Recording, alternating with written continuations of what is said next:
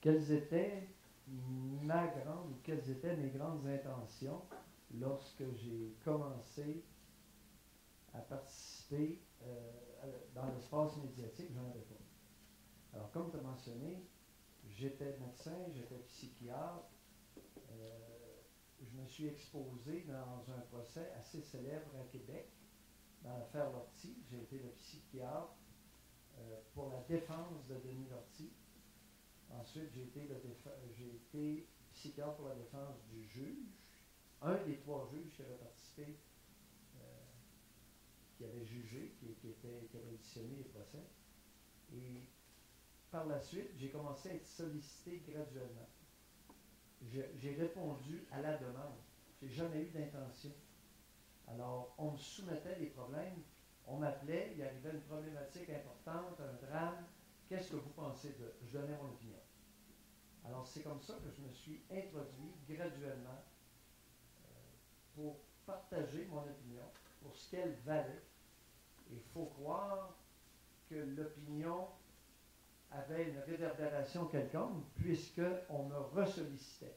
Et c'est allé jusqu'à une offre en 1995 d'une émission quotidienne à CKC Montréal, diffusée sur tout le réseau pan-québécois. Alors, pour répondre à ta question, mes grandes intentions, j'en avais pas.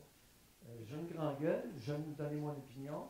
Si on me la demande, je la partage. Si on ne me demande rien, je me tais, je reste chez nous, je suis bien dans le bois. Et j'aime pratiquer la psychiatrie. Est-ce que ça va évoluer par contre? Non, je vais être obligé de vous répondre candidement, non. J'ai été expulsé des ondes en 2007 par la fermeture de CKC. Je n'ai pas été récupéré par le 98.5 parce que j'étais à risque. J'étais considéré comme étant à risque par Chorus, qui était en bourse à New York, qui était coté en bourse. Et c'est pour ça que je suis resté chez nous. J'ai continué à faire de la psychiatrie, à me battre avec mon ami Mario Deschênes, syndic au Collège des médecins, depuis 16 ans et demi. Et si on ne m'avait pas sollicité à nouveau, c'est Catherine qui est en dessous de ça, au mois d'août, je serais encore chez nous, ou je serais peut-être ici ce soir, mais je ne serais pas dans une quotidienne à nouveau.